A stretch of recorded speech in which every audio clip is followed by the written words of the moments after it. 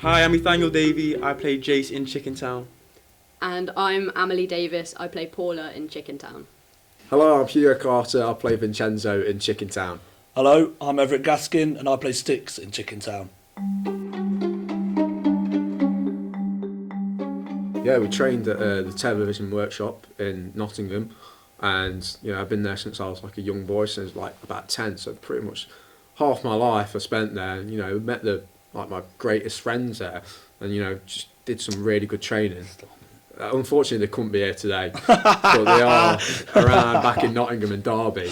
But yeah, that's where I met Everett, and just some great memories. All 5 of us, like the young cast, and Steph and Amy as well, so 7 of us total, trained at the television workshop, which is a acting group drama school and agency charity in Nottingham, and they've trained like so much amazing talent. And I was there for like 3 years, but you were there longer. You were there for like 7. No.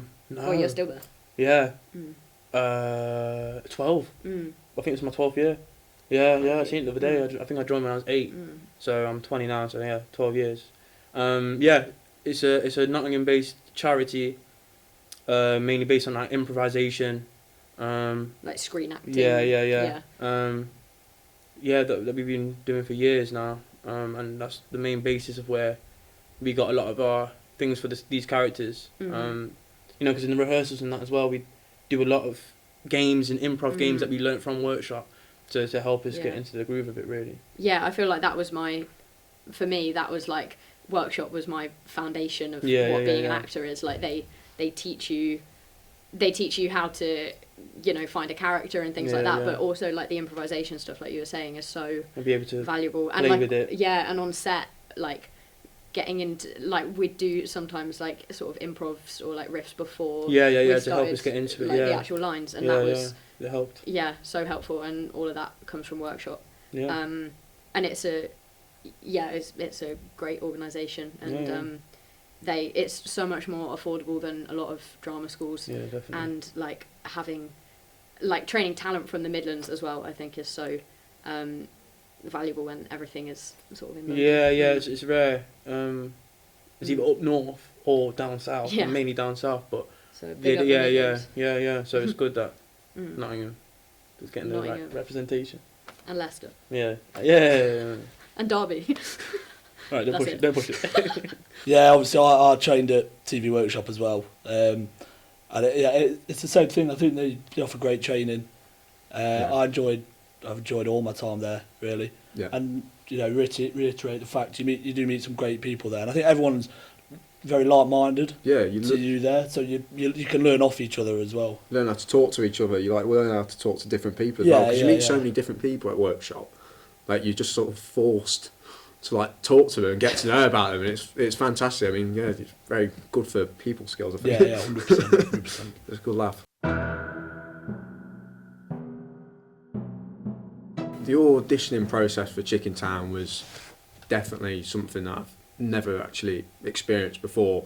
In terms of like in-person audition, that just felt so like yourself in, which is something that you never get, because like all auditions are good, but they're never really like great, and it just felt really like sort of at ease and welcome, and you could really just be yourself. And I think that's why we got it, because we were bickering, and if we were caught doing that in a real audition, not saying it wasn't a real audition, but like the audition process for Chicken Town was very chilled. It was just a really welcoming environment to just kind of show yourself and give something to this cool story. We all we all were in the same boat. We didn't really know what it was going to be or anything, so we just thought, cool, this sounds sick. Like, let's give it a crack. I feel like it was interesting because we like knew each other before. Yeah. So it was like going into a room with, I mean, lots of people, not just like the 5 of us, who sort of we were semi like comfortable with. We like knew each other a bit, and it felt like you guys were just trying to get to know us in the audition, which was really nice. And it felt like it was more about I don't know, we were just like playing around with stuff that wasn't even related to the Yeah, script. it was different things. Nice. Did a scene from Doctor Who and did a scene from The Wire. It's very different things to Chicken Town, but I loved it. Paula is, I guess, a bit of an oddball. She's kind of, but she's very happy with that, which I really like about her character. She's like, she's a bit different from everyone else, but she doesn't really care. And I also don't think she's that aware of it. She's kind of living in her own world, and she's online a lot. She plays video games, and that's another like world that she exists in. And she's a very loyal friend, but she's also very happy to be like by herself, and she's very independent. What I like about Styx is the fact that I think he's quite caring. I think he's quite soft underneath. He puts on this brave face to try and be mates with people like you. They obviously don't really like it back, and then he realises he's in too deep, and that's when his true emotions come out sometimes. And he, he's actually a nice guy, really, even though he gets up to all this sort of mischief. You are a nice guy. But what I dislike about the fact is he still goes along with it because he's such a pushover. He just, whatever Vincenzo says to do, do it, mate. Yeah, that's fine. That's fine. I'll have to do it now then. I feel like I always try and make like a playlist for a character, and I think one of the things I try and do is like work out, I don't know, how am I similar to the character and how am I different? And I was like, I feel like we have very different music tastes, so I was trying to get into that, and then I sort of built a backstory for her around what was already in the script, so like making sure I knew, the stuff that was there in the script about her and who she was, but then also if there were any gaps, being able to fill that in. I found that really fun as well, just like, imaginatively making things up. What do I like and dislike about Vincenzo? I like the fact that he sort of knows what he wants. I dislike the fact that he kidnaps people. He's just a young man that's trying. I think he's trying to do well, and he's obviously been done very badly by his best mate. And I think he's just wants, like what you said earlier, but just wants redemption. Not really revenge, but he just wants to know why this has happened and who has done this, to take away 9 months of his life. But I love Jace. I think he's just a very chill guy that also defends himself when needed to, and he will only get himself into problems if he needs to as well. Yeah, the first table read was great, because mainly we just got to see the team as well, and everyone that we're going to be working with for the next month that we filmed. So that was the main part of it, I think. And we were in Norwich for the first time as well. It was just a bit like, I think that it unnerved us a little bit, because we made it go like, okay, we're doing this, we're starting whenever we start, like tomorrow.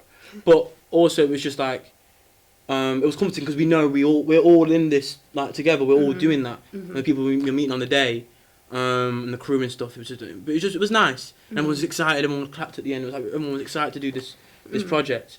So that's how I felt. The first table read was, again, a whole new experience for both of us. We've never done anything like that, and to get together like properly, like to read the whole script was.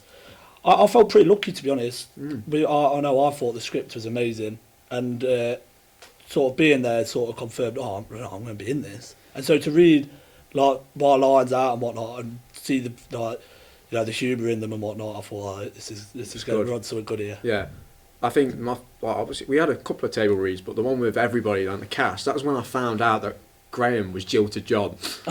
So that was a really special memory for me. I used to listen to Graham's Jilted John, Gordon is a Moron, every day before school.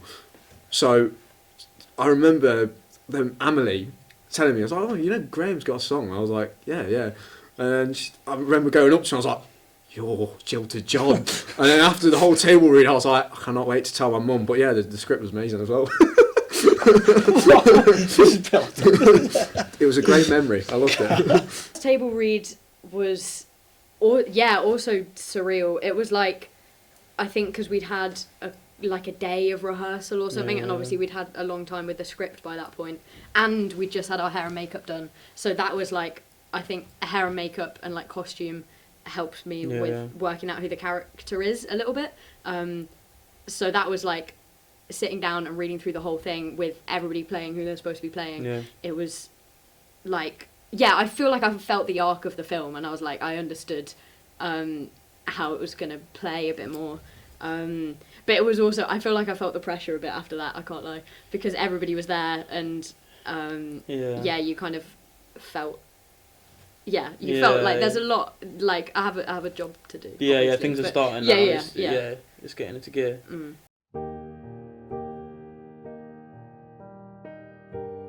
It was great. It just felt like one little family the entire time. Yeah, definitely. And me and Everett got quite close. We shared the same bed because it was supposed to be 2 singles, and it just wasn't. It's just the thing. They were like, "Oh, we can change it for you," and we were like, "We'll see how it goes." Carry it on now. And that carried on for 3 weeks. Turned into like a proper married couple. I've done the bedroom today. I've cleaned it up. Are you coming to bed?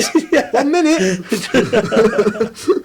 We played a lot of games. We played a game called Chameleon, which is a bit like it's like a board game, but it's a bit like Mafia or like Traitors, but like a 15-minute board game. Yeah. And oh my gosh, it caused so much. We played it on the first day as well. We played it obsessively on the first night, and then like every subsequent night where we were, especially in like the week leading up to the shoot, and it was just like literally people were flipping like chairs I think, and screaming and like running downstairs. It was after that first insane. day, I think we were like, okay, we've got about a month of this living together. We need to probably not play this as much. Yeah, we sort of tonight. Trauma bonded over. Yeah, that's the right word. That's exactly how that's what I say.